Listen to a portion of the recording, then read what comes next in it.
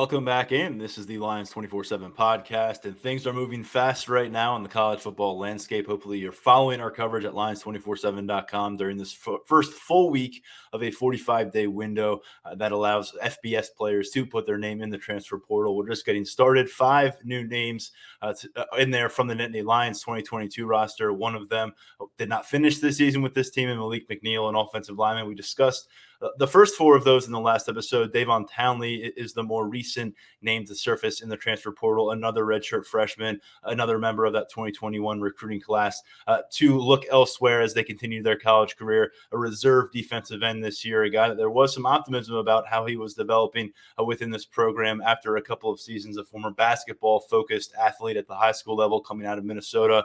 We'll talk more about his departure, what that means for defensive end depth moving ahead a little bit later with Mark Brennan, with Daniel Gallen. We'll get into some Rose Bowl conversation. We've got a lot of roster movement to manage our way through. But first, we begin with our friend Tyler Calvaruso, who does a great job covering recruiting and more recently the transfer portal at lions247.com. Our VIP subscribers have been well engaged with Tyler over the course of this week. And we're just, 48 hours removed from your last appearance here on the podcast. And so much has already kind of pivoted and redirected and new things popping up and names to cross off lists. But welcome back, and we appreciate your coverage. Yeah, it feels good to be back on so soon. We got a lot to go over, as always. Well, typically, news tends to break either while we're talking here, so hold on, let everybody, or like right after, and we're in post-production. But we got a lucky break this time around because Kavion Keys went public with his decommitment from North Carolina about an hour before we sat down to record here on a Thursday afternoon. And this was a name that has long been referenced on this podcast as saying, yes, he is committed to the Tar Heels, but ... That was followed by a visit back to Beaver Stadium here in the fall for the whiteout win. He made his official visit to campus in the summer. He's a 4-star linebacker. I absolutely love the film he's put together as an underclassman. I love the trajectory of where he's at as a linebacker, as a true linebacker. Tell me what your thoughts are on this development. And we've seen some crystal ball movement already. Where are you with your crystal ball? Yeah, it's probably one of the least surprising things to happen recently, which kind of says a lot, just given all the craziness that's been going on. We said it even when he committed to North Carolina. I think we did a podcast either the day he committed to UNC or a couple days after where we pretty much laid out that this recruitment's not over despite that commitment. That commitment's not spelling the end of this race. It's no secret that Penn State and a bunch of other programs have stayed on Keys throughout the course of his recruitment. He made it out to the whiteout game. Loved his time there. He's a big fan of Penn State's culture. That's been the case ever since his summer official visit that he took at the end of June.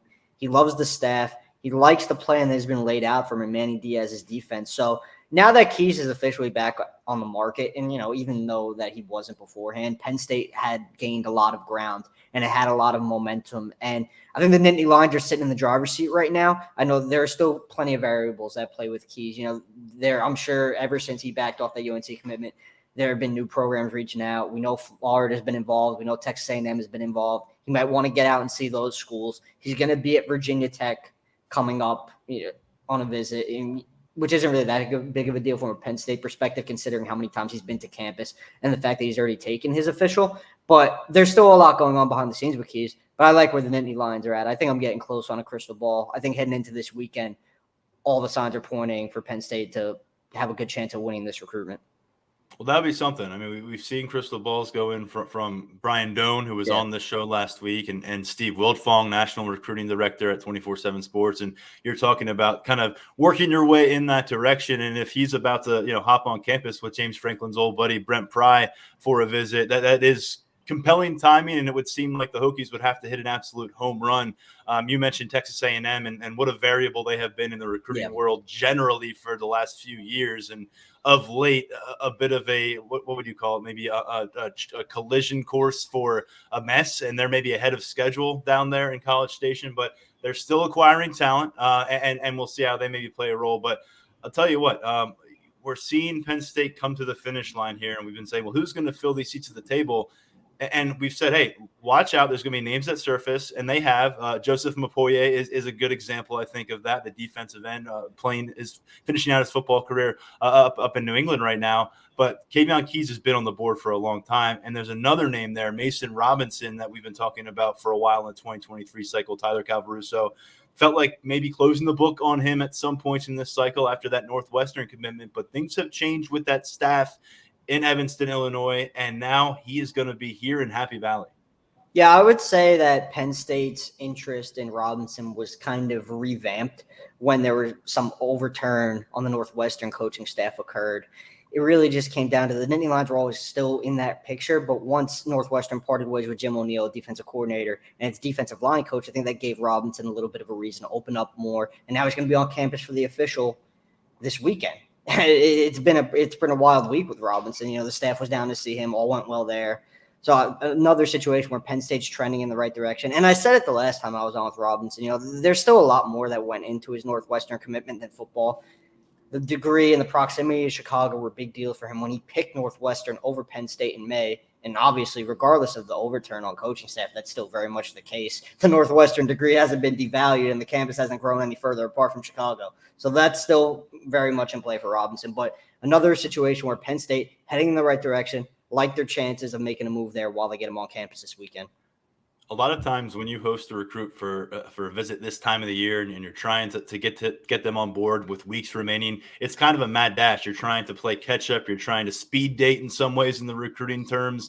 But in this case, there shouldn't really be a lot of secrets in place between the program and Mason Robinson, considering all those connections in place between Penn State and McDonough down in Maryland, with Kenny Sanders on the staff, with PJ Mustafer as a huge part of this current locker room, Denai Dennis Sutton, Devon Ailey's, Curtis Jacobs, all those guys potentially back on defense in 2023. So there's a lot to like about what Penn State could get done this weekend with Mason Robinson. And let's talk about him, because there's been questions. How does he project at the next level? We've got him listed at 24/7 Sports, by the way, at 6'4", 230 pounds, the number 56 defensive lineman in the class, and the number 8 player out of the state of Maryland. There's always a question when there's a guy in this kind of, I guess, frame about what he's going to look like when he's 20 years old. What are you hearing on Mason Robinson? What are you seeing in your evaluation of Robinson about where he might fit in this roster puzzle for Penn State? Yeah, he's got the frame to add some more weight and play heavier, but I think at the end of the day, he projects as a defensive end. I think that's where Penn State likes him right now. I think that's been the case for a while. He just has an end skill set. He's good at getting after the passer. He's gotten some nice twitch coming off the line. I just think he projects as an end at the next level. I think he's going to play heavier than the 230 that he's at right now. You know, you get him in a college strength and conditioning program, you put him to work, reshape that body, which is already in pretty good shape. I like him coming off the edge. I think he's going to pose a mismatch for some tackles at the next level. I like him a lot. Robinson out of Maryland, Keys out of Virginia, a couple states that Penn State has annually done pretty darn good at on the recruiting trail under James Franklin. And looking at kind of the opposite end of the pendulum swing, I guess, here, and because things move so fast here and you get whiplash trying to follow it. A couple of guys that you thought Penn State might be in a good spot for going into the weekend, at least getting their chance with. And things have changed, and for different reasons in each case, with a running back and an offensive lineman. Yeah, Christopher Johnson, 4-star running back from down in Florida. We've talked about him a bunch and how Penn State looked like they were going to have a pretty good chance to make a move while he took his official visit. That visit won't be happening, and that was a Penn State call. Not quite sure why exactly that wound up being the decision, but Penn State decided that visit was not going to happen. And from the Johnson side of things, I've heard there's a chance he surfaces at Colorado this weekend for a visit. There's a chance that everyone at this point, in Boulder, Colorado this week. Everybody might show up there. I hope the airport is ready. Yeah, man, it's going to be busy there for sure for the foreseeable future. And there's an NIL element from what I've heard as well. So Penn State, still plenty of quality running back targets on the board. Kedrick Riscano is going to be on campus this weekend, and we can't forget about Cameron Wallace, who made that November official visit. He's very much in play as well. And then on the offensive line, the elite JUCO prospect, Keyshawn Blackstock, he won't be making it to campus. He was another guy who had an official originally scheduled. Going to be heading out to a Big Ten rival, going to be checking out Michigan State instead. So that's kind of a little bit of a blow for Penn State if he isn't getting out to East Lansing. But the fact of the matter is, you know, JUCO guy looking to play early, looking to play right away. The depth chart at Penn State's kind of cloudy with Olu Fashanu coming back, and there's a lot of play there. And the path to playing time might not be as clear at Penn State as it is in other places. Now that doesn't. Penn State was very high on Blackstock. That's the fact of the matter. They liked him a lot. James Franklin was out there in Kansas last weekend checking in on him, so he won't be making the visit. It's unfortunate because he's a really good player if you watch his tape, but it is what it is. Penn State's getting a heck of a player back on its offensive line. So you win some, you lose some. You make a great point on the fact that there's a lot to celebrate with this offensive line, and they're returning a lot of experienced players, and some of that's going to hinge on who's sticking around with eligibility in 2023. Does anyone sniff this transfer portal this winter? There's some questions there, but they're bringing back a lot of experience, so that does make it a bit trickier in trying to say, hey, there's an obvious role for you here next September. In the case of trying to sell a top JUCO prospect. So there's a name there with seemingly maybe at least, if we're not crossing that name off the list, we're kind of putting on the back burner at this stage of the recruiting cycle. But all of a sudden on the transfer portal, because sometimes the recruiting trail taketh away and the transfer portal giveth, there's a new offer on the offensive line. So you're looking for an impact player next year. Well, maybe Jeremiah Byers out of Texas El Paso could step on up and help you filter out one. Jeremiah Byers is a big dude, man. 6'4", 331. And I'll tell you what, he doesn't move like a guy who's 6'4", 331. He's an athletic tackle. First team All-Conference USA this past season, was an honorable mention the year before. He's got a lot of experience under his belt. He's picked up a lot of Power 5 interest since he hit the portal. The likes of Texas Tech involved. Florida State put out an offer. A bunch of others kicking the tires. Penn State likes him. I mean, you got to love that size and just the athleticism that he brings. He could be, Penn State's in search of quality depth on that offensive line as it was last offseason, and that's what Byers is. So it will be interesting to see where things go there. Penn State being a new player, he's going to set some visits. That's still going to come together. Is he willing to come to the Northeast? He's from that area. Is he not really from? So we'll see. They're definitely another situation where there are a lot of factors at play. But this was a very intriguing offer, I would say, just given the production of the player and just his size, man. I keep coming back to the size, but he's a big dude, and he mauls people. He's a strong cat. And he's bringing some eligibility to whichever campus he heads to next. So that's another variable in play. You're not just getting a one-year rental situation out of him. By the way, we may have buried the lead in talking about who's coming to campus this weekend, who's not coming to campus, because Dante Cephas is on the guest list, as Brian Doan reported on Wednesday evening at Lions247.com. A story was up. We can break that down a little bit now here because you want to talk about instant impact potential. This guy who at Kent State the last couple of seasons, 130 combined catches, 2,000 yards, 12 touchdowns, and a lot of schools are on this guy. He just tweeted out an offer from Colorado that, of course, I'll be honest with you, it looks like it just looks like Prime University. It's hard to tell which school is presenting the offer, but they got their sales pitch in place, and yet another wide receiver that Penn State would like to speak with, Deion Sanders would like a word with as well. But Penn State's getting its first crack at it, and I think the goal for the Nittany Lions is to convince him not to go on a whirlwind official visit tour of college football because he's got the offers. Yeah, so right now, which is a pretty positive thing for Penn State, I would say. Right now, Cephas doesn't have any other visits scheduled. That doesn't mean he's not going to take visits. It doesn't mean he's not looking at other programs pretty hard, because he is. That's just the reality of the situation. But right now, Penn State is his only visit scheduled, and that's obviously going to occur this weekend. And another situation where the staff has a chance to make a really strong impression and, potentially seal the deal. We're talking about a local guy coming back, didn't have the opportunity to play at Penn State on scholarship coming out of high school, and now he does. And that's very intriguing to him. And there's no question that this kid is going to be a high-level receiver no matter where he lands, in my opinion. I mean, you watch his highlights at Kent State. He plays a lot bigger than his 6'1" frame. He's just the definition of a playmaker, and I think the statistics – I know the numbers don't always tell the complete story, but I think with Cephas they do. So Penn State – big opportunity, big opportunity this weekend. They love that guy, and I do not blame them. He's a player, and they're going to love the chance to get him on campus and sell that vision in the offense, maybe even lock him down. We'll see. I can't wait till the moment when he's sitting in the room with Taylor Stubblefield, and it in pops the freshman, the 6'4", big wide grin on his face. Oh, I took the wrong turn, guys. I was looking for, and it's Drew Aller. I might as well just take a seat next to you, and we'll cut enough film. All right, I'll stick around for a little while. Yeah, they're going to get him involved with Drew Aller, I'd imagine. Any receiver on campus at this point. And obviously a big situation for Taylor Stubblefield. I think a lot of people want to see him land some kind of big fish. Got Mitchell Tinsley last year. He was very important to them this year. He was not the game changer kind of player that some maybe were hoping he could be. I don't think it was really fair to assume he would be, but Cephas, he checks off a lot of the boxes for you. He does. And as we said, a guy who was on campus a while back as guy who wasn't necessarily coveted back then by Penn State, but he has familiarity with the program. And it's funny how sometimes things circle back. Let's finish this with this, because we're going to get to Daniel Gallen and Mark Brennan in just a moment. But you pointed a cornerback as a priority spot in the transfer portal last episode for Penn State. We've seen that reflected through the offers. And I thought the most recent offer at that position was really interesting. Not only is it a guy who you've competed against in Big Ten action on 3 separate occasions against Iowa, but Terry Roberts is another in-state product. Played at Cathedral Prep, was in the same class as Juice Scruggs, did really big things during their state title run on both sides of the ball back in 2017. And now here he is looking to use his 6th year of eligibility. And now Penn State is coming calling this time around. We've done a lot of talk about quality depth at other positions, and they're looking to accomplish that in the secondary as well. And when you take a look at Robert's resume and just what he brings to the table, he kind of fits like a glove in that regard. Veteran, plays on special teams, really, really good special teamer, one of Iowa's best, was playing his best football pretty much of his career, you could argue, in the secondary before his seat.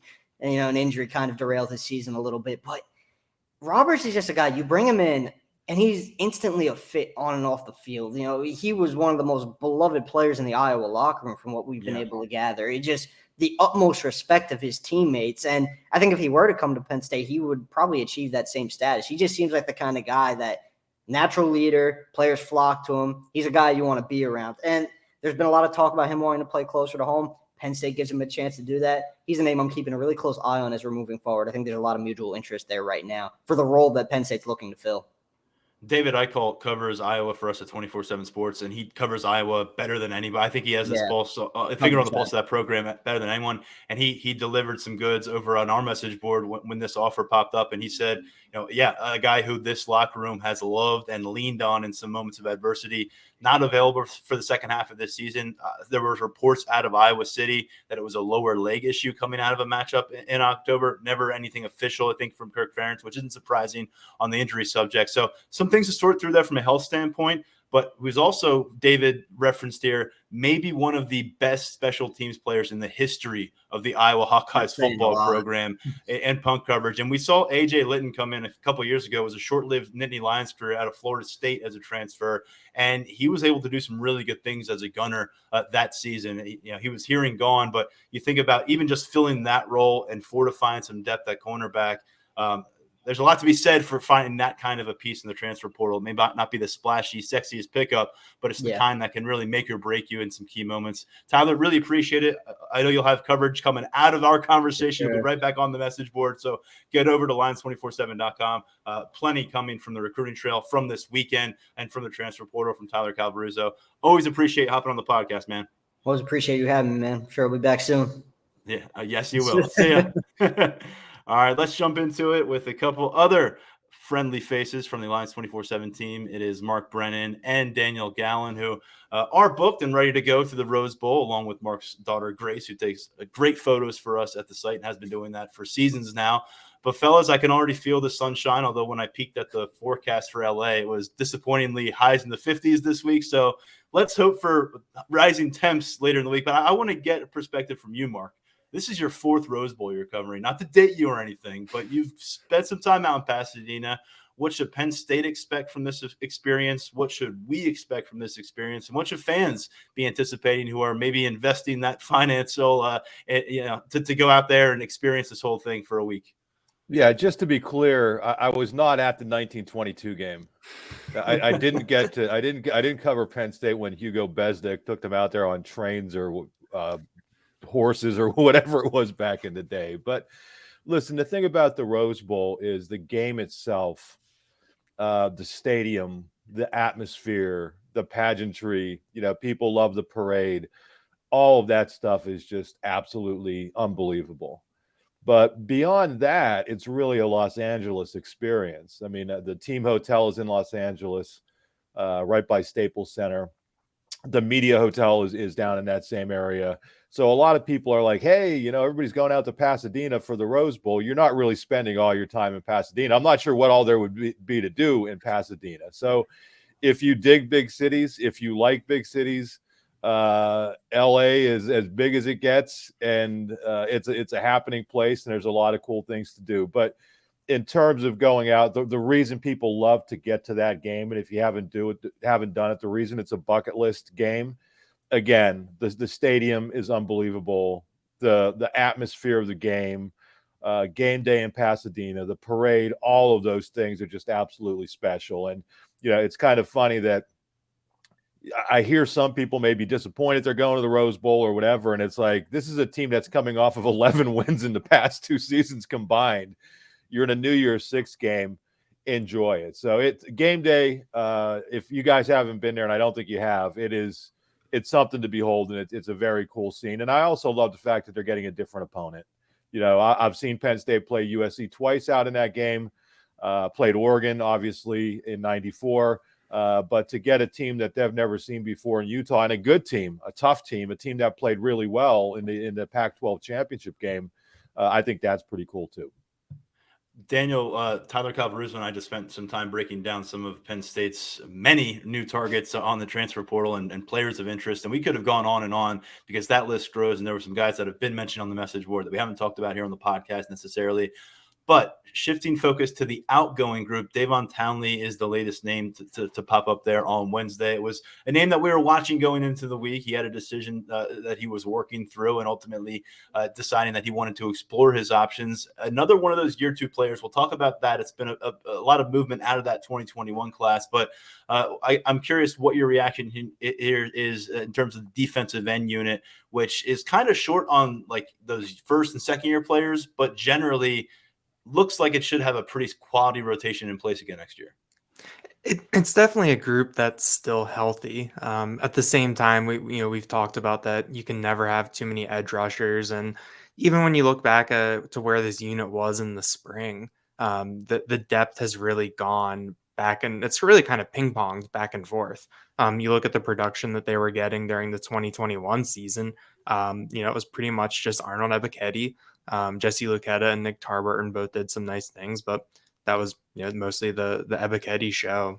So I think anytime you lose someone at that position, especially kind of an early stage developmental guy, which is I think what we really considered Townley to be, he had those really good measurables, and you could kind of plot out in 2 or 3 years maybe what he might look like, maybe what he could be. Obviously, that won't happen in State College now. But anytime you lose one of those guys, it's a bit of a blow. I think that everything starts up front in the trenches. And so you look at both him and Rodney McGraw, 2 second-year guys leaving that position group. You do kind of have to forecast that, okay, this group in 2023 might look okay. But when you get into 2024, 2025, and you keep going down the road, you need to really figure out how to backfill, stockpile some more guys back there so that you don't end up in a situation where 1 or 2 untimely injuries and suddenly the depth is really sapped. I mean, after Zariah Fisher went down, you also had Adisa Isaac coming back from a torn Achilles. So you had some, it was kind of tenuous there. No chop yet, by the way. Yeah. No chop yet. Yeah. Exactly. And then you add Chop Robinson, then you bring in Denai Dennis Sutton over the summer and things look a little bit better. But it is one of those positions where, you look at a top 3 and you might feel really good about it, but there's a big difference between having a 3-man rotation versus just having 2 starters. So one injury can really change the picture there. Townley was someone that you kind of, your imagination could kind of go with him in terms of what he brought athletically and his measurables. But he looked at it, and I think that for a player like that, I think it's a good time to transfer, this early in your career where you can go somewhere else and still be able to get developed and still kind of be able to, grow a little bit more as his career goes on.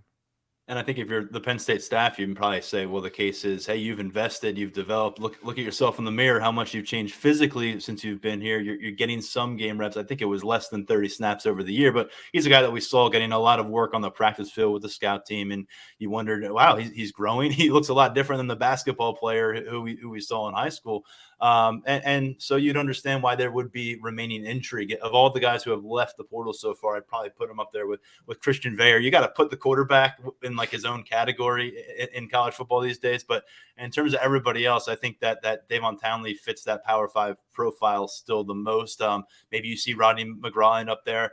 Malik McNeil is a pretty fascinating prospect profile to me with his size, with the lack of experience. Didn't have a bunch of offers come in out of high school into Penn State. And then Jeffrey Davis, we just haven't seen him play much football, and the offer sheet in his case also wasn't necessarily loaded with the top Power 5 schools coming out of high school. To me, Townley is someone who, with 3 more years of eligibility, with how he's progressed since he came out of Minneapolis, there's going to be a room, I think, on a lot of rosters for him. I think that you probably had room on him for your room on this roster for him if you're able to carry him moving forward.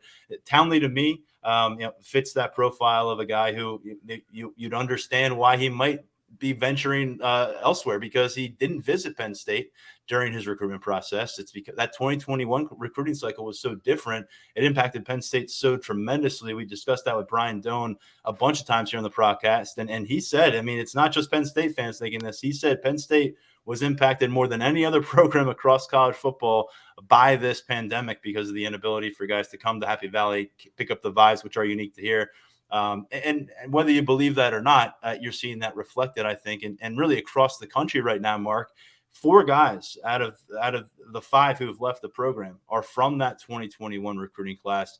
There's a bunch of second-year players in this transfer portal for one reason or another. But I think you can correlate that to a lot of stories like Davon Townley. Maybe you didn't get to campus. Maybe it was a late building relationship. You didn't get the exposure that you probably were due on the prospect camp circuit. He never got out there the summer before his senior year and wowed people, ended up with offers from the South or offers down from the West. Now he can dip his toe in the transfer portal. Maybe some of that stuff surfaces. But I think this is kind of a reckoning for college football just because how the high school careers ended for that class of 2021. Yeah, and for people who may not follow the recruiting end of things very closely, the reason it was so big it is because one of the really key things for Penn State is its summer prospect camps. What Brian Doan was getting at is that this isn't necessarily the easiest place to get to, but they have 6 or 8 camps over the summer, and literally hundreds and hundreds and hundreds of prospects come to those camps. And Penn State's able to see these players in person. That's a big part of it. But the other part is the players are able to see Penn State, and a lot of guys will come in for a couple of days and check out campus and that sort of thing. So when you don't have that, this year was the first year they were back kind of full go with it. And I think even we appreciated it because it gave us more things to cover at that time of year. But I think there's another element, Tyler and Daniel. They, with the transfer portal, kids just don't want to be patient. These guys we're seeing who are leaving were all, foreign team players or backup players who saw little or no action. And that's just going to be the new normal. And I think when you look at the defensive end specifically, it's obvious that Penn State is going to make that an area of priority in the portal every year.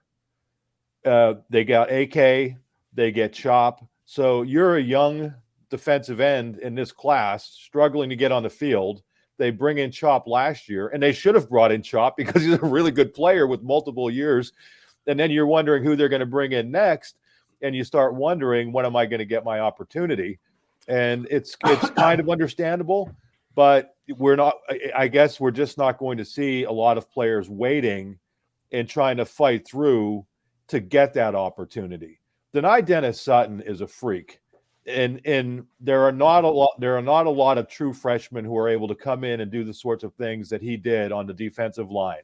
Zane Durant is a freak. These are guys who could come in and contribute immediately. That's not everybody. Some kids, it's going to take 2-3 years. And unfortunately, for the McGraws and for the Townleys, they weren't willing to wait. Best of luck to them wherever they go, because I think both guys are developing players and both guys have an opportunity to have a nice future. I think Townley, as you mentioned, especially, you look at the physical attributes, what he was able to do on the basketball court. I think he has a really bright future. It would have been nice to see him be patient, but that's not the way things work anymore. I think there's also a point to make where you said, guys willing to stay. There's also the transparency that a lot of staffs are embracing, and James Franklin has talked about it, where you've got to be upfront with the player about forecasting his immediate and long-term future with your program, because what you were describing about their future when they were 17 years old and mom and dad were in your house for dinner during the official visit is different than after 2 years on campus. And when you've gotten in for 20 total snaps over the course of that, and you're looking up at guys who've since got to campus and now you're backing them up. And so you've got to be able to adjust as a player and adjust as a coaching staff and get to these postseason conversations and really clear that air. And I think you're seeing the result of it, and some of it's going to sting and some of it's going to make a lot of sense. And we've seen some of those kind of moves early on. I think Townley more falls in the category where you certainly would have really liked to see how it could have gone from Penn State. Maybe the writing was on the wall for some of the other guys and how it was going to go for them. And Rodney McGraw was kind of trending. Was he going to be a defensive tackle? He was kind of all over the place. But this one impacts you at defensive end specifically. And so just diving into that a little bit and kind of where things are, it could be a lot of familiar names on campus, and you could be maybe scrambling a little bit to fill some snaps here. Adiza Isaac, Nick Tarburton, Chop Robinson will qualify all of them as starters, fellas, because Nick Tarburton got all the starts, but Chop Robinson often led these defensive ends in snaps on a game-by-game basis. Adiza is a junior, a redshirt junior, finished the season strong, came back from that torn Achilles. You could understand year 4, got some good film at the end of the season. We know he's a special athlete, what the temptation could be, but you also say, well, if you're building back from this injury, what could you do with another season at the college level and trying to build your resume? Nick Tarburton is a 5th-year senior. He's been healthy for the last couple of years. Does he seize this moment of good health and say, hey, I've played a lot of football the last couple of years. Let me take my shot at the pro level, see what I can make of that. And then Chop Robinson, he's only a sophomore, so you're in good shape there. He's not a 1-year rental situation like Arnold Ebiketie was. You got him for multiple years. Daniel, there's a lot to read into the decisions of 2 of those guys, though. Adiza, Nick Tarburton, and quite frankly, the way the structure is set up and what I'd imagine, we're not going to get those answers until January 2nd evening or maybe into January 3rd. Yeah, it's going to be really interesting to watch. And I think that when you look at both Adiza Isaac and Nick Tarburton, personally, I can understand pretty much any permutation of any decision that they make. I mean, someone like Tarburton, given what he's been through earlier in his career with injuries, he's been healthy. If he wants to say, okay, I've done what I can do, I'm moving on, it makes sense to me. If he wants to come back for a 6th year and build on this even more, also makes sense to me. Adiza Isaac is a little bit more interesting given what he's coming off of. And I do think that he is someone that really could benefit from coming back for another year. We saw some flashes of it in the second, down the stretch of the season. He led the team in quarterback hurries, and you kind of think, okay, if he gets another offseason back, another year in the strength and conditioning program, how many of those hurries turn into sacks as he gets his health back, gets back to that full level of what Penn State thought he could be. But at the same time, he plays a premium position. Like James Franklin says, that his guys test well at the combine. So if you're an edge rusher with some of those measurables and you go to Indianapolis and put on a show, that can boost you up, 2 or 3 rounds. So that wouldn't really surprise me either, even though I think that in the big picture, it might make sense for another year for Adiza Isaac at Penn State. But if Penn State comes back next year with all 3 of those guys intact atop the rotation, I think that is kind of a coup for John Scott and the staff. You're going to have some turnover in the middle with PJ Mustipher moving on. Behind those 3 defensive ends, you wonder where Zariah Fisher is going to be in his comeback from injury. How is Denai Dennis Sutton coming along in going into his 2nd year in the program?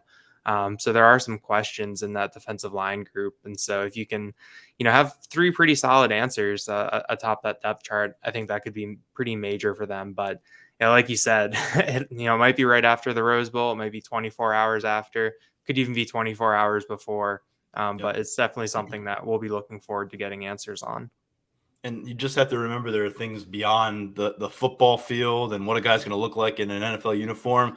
Adiza Isaac's family situation, I know it's been featured on some national showcases before some of these matchups. I think people have a better understanding of his mom, who he's called a warrior, and how she has raised some of these siblings who are dealing with some pretty incredible issues, and how as a family they've gotten through that. And this is where, hey, maybe you don't have to wait till you're in an NFL uniform to where you can start taking care of some of those things at home. This is where the NIL, the NIL can be a tipping point in the kind of decision. Is the NIL going to be the same thing as getting first round money? No. But is Adisa Isaac a prospect right now who is in a first round situation? No, not based on anything I have gathered. And he may very well put himself in that with the 12 games of healthy football. He admitted to us, it took a while till he was able to trust his feet working underneath him and trust that Achilles again. And you understand that is an injury high-level athletes suffer, and it takes a long, long time for them to bounce back to where they were if they can get back there. And I think the forgotten man, and the fact that we haven't even gotten to him here in this rotation, is Amin Vanover, who as a redshirt sophomore played as much football in this group as anybody beyond those three names that we just bounced around. Him, Denai Dennis-Sutton were the other consistent rotational pieces. You talked about Durant earlier, Mark, and him and Denai Dennis-Sutton coming in, rising above some guys who were on campus before them. But I still think, this season was really good for them and good for Penn State, that they weren't counted upon to be holding a lot on their shoulders. I think there was a few times where Durant and Denai Dennis-Sutton both were flirting with 20 to 25 snaps. Usually it was more about a dozen snaps a game, if not less. And so you're kind of working them in. But with Amin Vanover, with Denai Dennis-Sutton, both those guys that could be primed to step up into a starting role if one of those names that we just mentioned departs. And then you've got a couple wild cards, Mr. Brennan. Zariah Fisher, who, surprise, surprise, showed up on the field late in the season, played in the last few games. Great for him to work his way back from what we thought may be a season-ending injury suffered in the spring. And then Smith Vilbert, who got the Hakeem Beamon treatment in 2022 on the practice field, getting a lot of love for his work on the scout team, getting 0 time in a uniform on Saturdays. So there's a lot of names to work with beyond those three. We just still have some things to learn about them. But I want to give Amin Vanover that credit because he stepped up in a big way in year 3. Yeah, you call him the forgotten man. Some idiot who said defensive end is a position they should really look at in the transfer portal. Forgot poor Amin Vanover, and that was dumb on my part because he played really well in a backup role. And I think it was almost a little bit surprising. I mean, he did some really nice things. So I apologize to Amin and I apologize to our readers, but I like the way you threw me under the bus there, Tyler. Thanks. Honestly, I was not even thinking about it. We just often don't reference him when we talk about defensive end. I'm joking, but I was actually, when somebody pointed that out on the message board, listen, people, if I ever miss something, please, by all means, point it out because it's a grind doing what we do, and it's pretty cool that people kind of set you straight. But yeah, I mean, I think it's almost a good problem to have, right? Daniel touched on it earlier that you think who's going to be there, but you don't know. But to have that sort of depth, and again, I think it's one of those positions, along with the offensive line, that you really have to kind of target every year in the portal, simply to build depth. I mean, because you need so many athletes at those spots. And we saw, I mean, Zariah Fisher, everybody was expecting him to be a player this year and ends up missing most of the season. We thought he was gone for the year. Then he comes back, and then Smith Vilbert comes off of a 4-sack game or whatever it was in the Outback Bowl. And everybody's expecting him to be a key contributor. And he's not there at all. A couple of years ago with Adisa Isaac, everybody was expecting him to really step up, and he gets injured in the preseason. So those are such valuable positions, those two DM positions, and especially with a guy like Manny Diaz, who really has amped up the pressure. And you see all the tackles for losses, you see all the sacks that they're coming through with, and to have players at those positions are big. But yeah, for Amin Vanover, he was a guy who really trended in the right direction this year, and it was nice to see him do some of the things that he did. One other thing I would mention is that one of the very cool things about these New Year's 6 games is that we will have the opportunity to talk to every single player on the roster. Now, I'm not saying we're going to get to every single player on the roster, but every single player on the roster will be available at Media Day. It's an open locker room after the game. So a lot of these things where we might not have had opportunities to ask people about, we are going to have opportunities to ask a Nick Tarburton if he doesn't make his decision sooner, what his plans are. What is he going to tell us? I don't know. We will be able to ask Adisa Isaac if he doesn't make his decision before then, or whatever decision he may or may not have. So that's one of the really cool things about the New Year's Six games, is that they are mandated to have all the players available for at least one day, and then it's an open locker room afterwards. So that's going to be fun for us to all be there. Mark, I like how you asked, like, we're not all going to be sprinting to the freshmen and Nick Singleton, Katron Allen, Drew Allard, and Dennis Sutton. But it's an hour. It's an hour. Yeah, I think it's a whole hour. So there's a lot of freshmen. After we talk to all those guys, there are other guys that we're going to have an opportunity to talk to. And that's one thing that we really missed the last couple of years. Yeah. The last time we were able to do it was at the Cotton Bowl, which was pretty cool. And then obviously the Fiesta Bowl and then the Rose Bowl before that. So that's one of the cool things with these NCAA bowl games, I guess you would call them. I don't know if that's the right way to put it, but it's mandated that these players are available. Yeah, that's one thing I think people are pretty aware of this as they follow Penn State closely, but freshmen are not made available for any of our media sessions once they get to campus. So in the case of Drew Aller, I mean, we had him on the podcast, I think, 72 hours before he enrolled on campus. And once he got to campus, unless he's speaking to their in-house media department for stuff they're doing for the Penn State site or Penn State social media, he has not talked to media. You can expect that to change during that open locker room out in Pasadena. Same goes for Nick Singleton and all the other freshmen we just talked about. But you're going to have to get podiums out for those kids. You're going to have to get the big podiums. I don't know how they're going to handle it, because it's going to be a little crazy.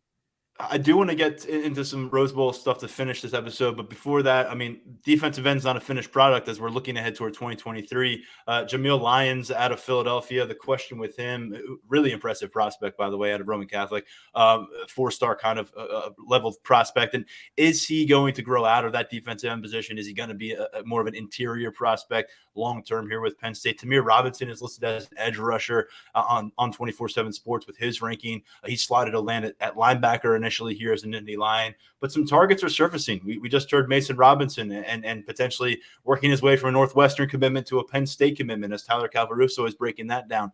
He could be one of those guys who makes an impact in that room next year on the practice field, at least. Joseph Mapoye, the New England defensive end who has been on Penn State's radar and has a crystal ball pick in. So we'll see. There's some names thrown out there. And as Mark alluded to, the transfer portal feels like an area that you can always look to or try to go to find some products. And Chop Robinson and Arnold Ebikede were certainly splash pickups. Getting back to the Rose Bowl, though, guys, what stands out, Daniel, to you upon first glance at Utah? Because we've mentioned that Penn State's in this game. We've talked a little bit about what it's going to be like out at the Rose Bowl. Haven't talked a lot about who Penn State's actually playing. We've got 3.5 weeks to do that. But upon first glance, this team just bullied the USC Trojans, who a lot of people were thought going to the playoffs. What do you think about opponent number 13 for the Nittany Lions? I think the one thing that stands out to me is just how they have a very cohesive identity, and it starts from the top down. I mean, it's crazy to think that Kyle Whittingham has been there for 18 years at this point, where he was the guy who succeeded Urban Meyer when Urban Meyer went to Florida. And you think about all the various stops and starts on Urban Meyer's career, and Kyle Whittingham has just been there the whole time. And, he's really built something there, from the Mountain West into the Pac-12. They didn't get on top of the Pac-12 until last year, but they've just been a very competent program. And I think that it really shines through with their style of play. Cam Rising is a lot of fun to watch as a quarterback. There's some of those ups and downs with him. You think back to, I think that Florida game on opening night, where he almost had them all the way back before a pretty tough turnover late. But I think just kind of just how well coached they are, how solid they are. And it felt like once they got that momentum going against USC, that they're so cohesive that it just was such a snowball effect. That once they got their offense really kind of humming, that was kind of a runaway train. And then that spread over to the defense, where once the defense really got USC back on its heels, they were able to really keep coming and coming and coming. And I think that's something that really stands out to me. And I just think that starts with Kyle Whittingham and what he's built, what he's been able to do. And that just kind of trickles down to all the areas of the team. They lost that opener in Gainesville, very close. They were on that doorstep of maybe returning all the way home with a 1-0 record. Went on a nice run, ended up losing in October to UCLA, a ranked opponent. Also lost on the road at Oregon, a ranked opponent. They finished the regular season 9-3. They get to their 10th win by lumping up USC in the second half of that Pac-12 championship, and they are now the back-to-back Pac-12 champions. Mark, the thing that everyone's been pointing to about this Penn State season, if people want to call it some kind of a hollow 10-win season, is where is the signature win? That's one thing that if people want to poke holes, that's been the go-to. It's presented to you now, and it seems like Penn State's in a good spot to get there with a lot of their top players. I'm still not trusting that they're going to have everybody. We got to see them get there and see guys in uniform. Opt-outs are a real deal that we have to keep our finger on the pulse of. But it's right there for them, not just to get to that 11th win, but to get to the 11th win against the number 8 team in the country who just repeated as a Power 5 conference champion. And you are going to be set up very well for the all-season buzz. Yeah, I mean, the thing I loved about Utah was just how tough that team is. I mean, that team was just tougher than USC, right? I mean, we had a vested interest in watching that big game because we were wondering what impact it might have on where Penn State was going to go bowling.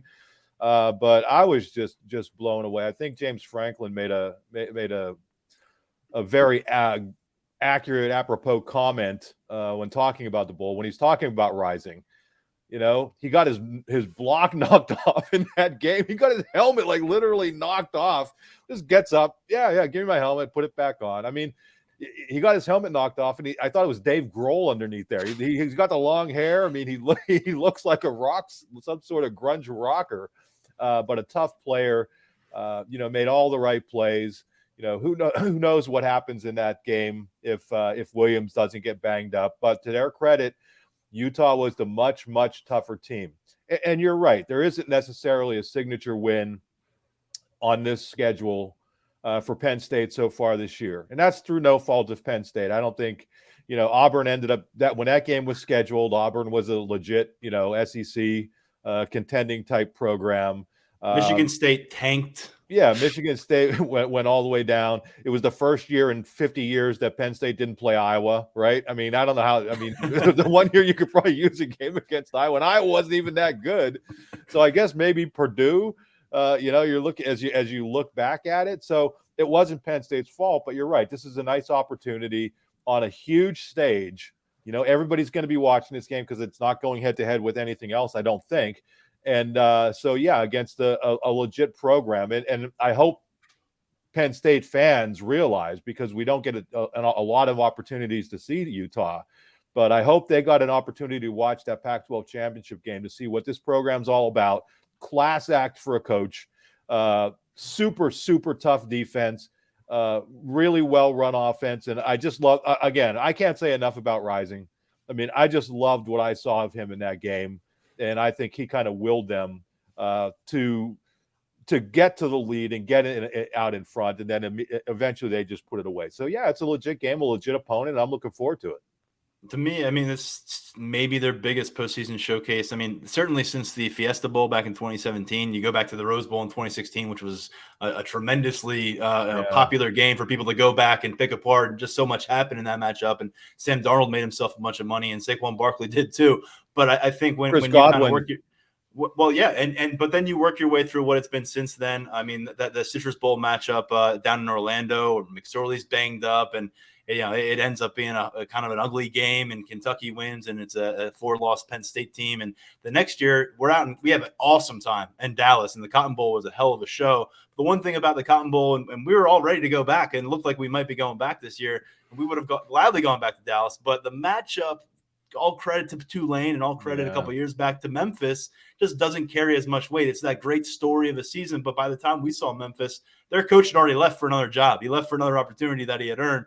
And then, you're going to see a Tulane team that's a nice story. And 11 wins is 11 wins. And you can look back and point to, we were 11-2.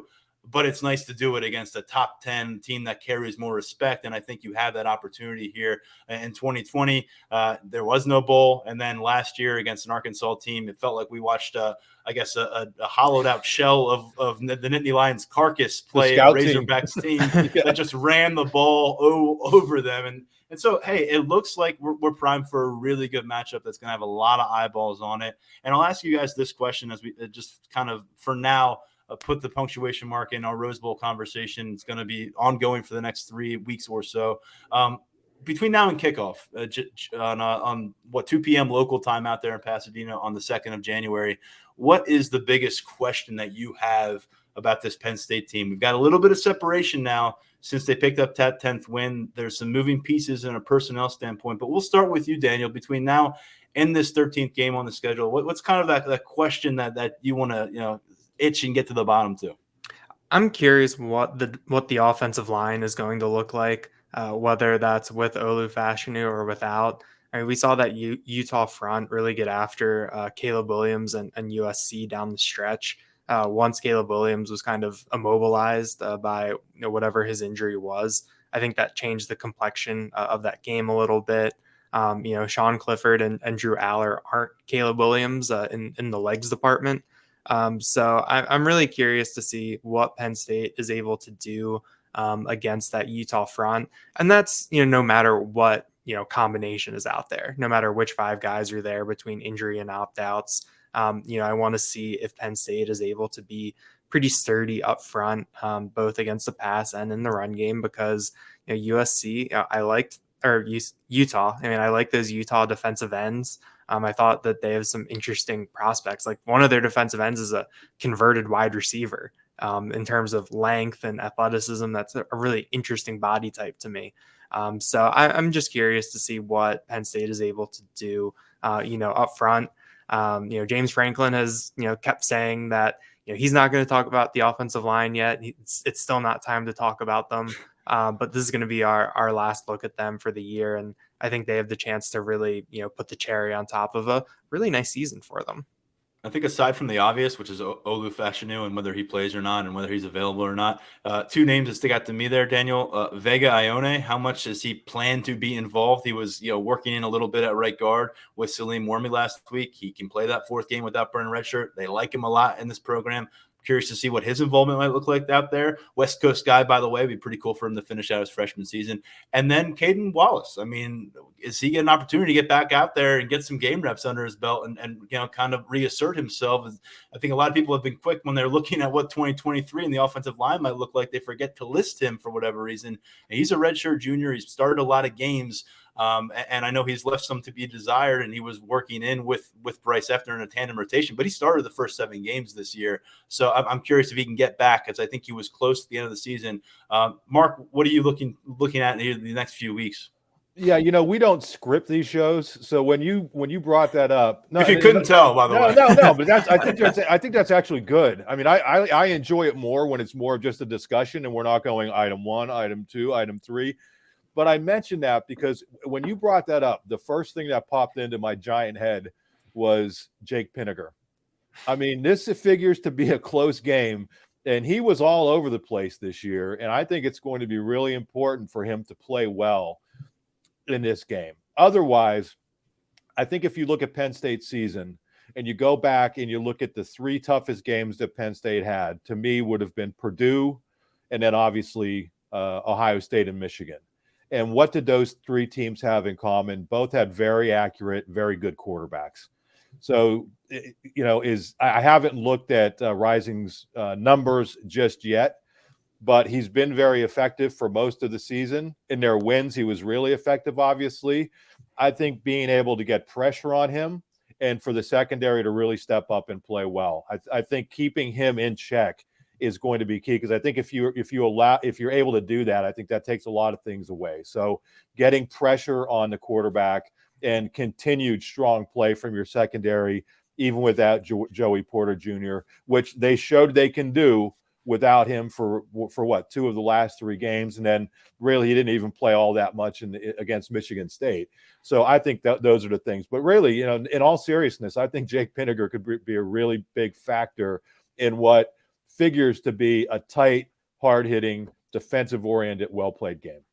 Mark, you spent enough time explaining your answer that I was able to look up Rising stats. So I appreciate that. Thanks. And he's at 66% completion on the season. He's coming off of a 22 of 34 performance, which is 65% against USC, 310 yards, 3 touchdowns without an interception against the Trojans. And that's a second consecutive game with 3 touchdowns, no interceptions, but that follows a 0 touchdown, 3 pick performance against Oregon. So not exactly Superman, not a flawless quarterback, but a guy who's coming into this matchup hot. And answering my own question here, I'm going to go with that wide receiver room. It feels like a game that you're going to need that group to step up, make some plays in the perimeter, get some splashes downfield. They've really leaned on that tight end unit. That may be the case. I'm sure it will to some extent against Utah, but it felt like that was the Band-Aid the last couple of games with Parker Washington out of play. You're able to lean on the ground game. A lot of 3 tight ends out there.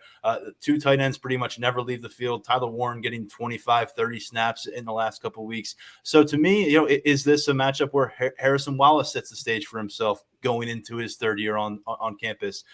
Does a Liam Clifford step up and make some plays? And I think more importantly than either of those guys, Keandre Lambert-Smith, because of where he's at in his career, how does he finish this season? Because he wasn't having a great year as a junior. Wasn't having a good Big Ten stretch in November as the team was doing well offensively. He wasn't necessarily doing much. That changed in the final week of the season. He was a spark plug for them. He was very important to their offensive success. Can he sustain that? And where is his trajectory coming out of this season? I think it's very important for this room, whether or not Parker Washington is back, is what is Keandre Lambert-Smith to you as a wide receiver? And I'll just reference the other couple of names here. Caden Saunders, Omari Evans. Evans burned his red shirt. Caden Saunders did not. Do either of those guys get some kind of run here with a month to prove their value and their worth to this offense here? It's very important. You're not practicing for the full month, but you're preparing for this game. Really a good chance to showcase what you're about to this coaching staff. And this is such an important evaluation process where even if a guy like Caden Saunders doesn't reach the end zone in Pasadena or have 3 catches against Utah, this bowl experience and maybe his ability to get out there and get some run as a receiver in the rotation, that goes a long way for Taylor Stubblefield having data points to work off of going into what figures to be a key offseason for this freshman wide receiver group. So there we are with football. We have a lot to discuss. I just want to leave it with basketball, though, because Big Ten play, Mark Brennan, open on Wednesday evening here in Happy Valley. You pointed it out on social media. I think it was the first time in almost 20 years where Penn State approached a matchup with Michigan State as a favorite. And what fans feared happened. It was a clunker. This team drops to 6-3 and really a missed opportunity, it would seem, to build an early season resume in conference play with a trip to the ranked Illinois on the horizon. Yeah, I mean, Daniel and I both wrote a lot about it. So if you want to check it out, go to this site. But to me, it really boils down to this with this team. If it's making 3-point shots, it has a chance to compete or beat anybody in the Big Ten. If it's not making 3-point shots, it could lose to anybody in the Big Ten. Michigan State did not play particularly well overall. Neither team did. But when your last 3-pointer, when Penn State has relied very heavily on 3-pointers. It went into this game leading the nation in 3-point makes per game at 12 point something. So it's been good for them all year. But the last one they made was with, I think, 19:34 to go in the second half, and then they proceeded to miss their final 8 3-pointers. So you could look at all of the stats. If Penn State does that, it is not going to win many games. Now, I don't think Penn State's going to do that in most games. And you do have to give Michigan State credit for playing good defense. But a lot of those looks were wide open. I mean, Cam Winter had a wide open look from the top of the key late in that game and just clanked it. Miles Dredd couldn't get anything going. Funk had another tough shooting game. So for this team to compete, they're going to have to be able to make 3-pointers consistently, and they did not do that. And the reason is they just don't have a credible post threat other than Jalen Pickett. And when your point guard is your best post threat, you're going to need guys making 3-pointers. Kebajai, you guys know how excited I am about him, and you could see it against Michigan State. Some of the big bodies against Michigan State. Defensively, he played really well. Rebounding, he played really well. But when he got the ball in the post, he just panicked. It looked like his mind was going 5,000 miles a minute. He just has to calm down. And I think if and when he gets there, he'll get there. I just don't know how soon it's going to be. I think it's going to make things much easier for their perimeter shooters. But until then, when they get open looks, it is imperative that they knock those things down, or they're going to have a lot of trouble in the Big Ten. Daniel, being a college basketball beat reporter such as yourself, it is tough with the stop and start nature of college basketball season. I mean, this team was 6-1 on Black Friday, and they played twice since then. And that was a 2 overtime loss to Clemson. And then what you saw last night, a loss to Michigan State. So the sample size is tough because you have some of those early glimpses, and then you've got these more recent, but it's kind of, again, stop and start. How is your outlook about this team maybe different than it was when they tipped off to game one ahead of what could be a really grueling conference stretch here? Yeah, I don't think my outlook has changed too much. I think that we kind of knew what some of the limitations of this team were, especially in the front court coming into the season, and that showed up, last night against Michigan State. It's going to be interesting to see how that shows up against Illinois on Saturday. I think that the fact that they really changed their style this year from what we saw last year in terms of the 3-point shooting, I think that that's something that bodes well for them. And that first week of the season, that was great. Those first 4 games where I think they were above 40% from 3 in all those games. But I tried to take the long view with everything, not get too caught up with what we saw early, because we know the Big Ten can be just a slog. And I think this year it's a little bit more wide open than maybe it has been in the past. So, I think that when the dust settles and we're going into late February and late March, I think that this is still going to be a team that is contending for a top, in that 7 to 10 seed range in the Big Ten tournament. I think they're still going to be on the NCAA tournament bubble. But, you knew that with the amount of youth that was coming in, especially at key positions where there needs to be some physical maturation, along with some of the new pieces coming in. Like Andrew Funk has gotten shut down the past couple games, so now you have to figure out how to adjust and get him going. I think in the overall ebbs and flows of a season, you're in an ebb right now, and I don't really think that changes my overall big picture. I think that Penn State showed last year that it can play with anybody in the Big Ten. It can give anybody fits. Anybody else in the Big Ten can give them fits, though. So we'll see how it goes. But big picture, I don't think my view of this team has changed that much.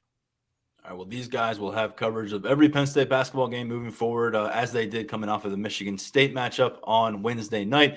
A big one on tap on Saturday. If Penn State can put Illinois on upset alert potentially early in Big Ten play. Guys, appreciate all the conversation. I'm glad we're all set for travel plans for the Rose Bowl. We've got Media Day next Saturday. So we're back at it with James Franklin and hopefully some coordinators, and we'll see who else we get to speak with. But jumping right back into it, game number 13. And meanwhile, a lot going on in the transfer portal and the recruiting at Lions247.com. So appreciate you both taking some time. Absolutely. All right. Mark and Daniel will be back again here on the podcast. There's no doubt about that. Tyler Calvaruso will as well. We're back with a couple more episodes next week in our 2-episode-a-week format. We'll probably bring you an extra episode or 2 when we're out in Pasadena getting set for the Rose Bowl matchup against Utah. But for now, expect 2 per week. Big thanks to my colleagues at Lions247.com. We've got a lot going on behind the scenes at the website right now. Make sure you dive in ahead of this weekend.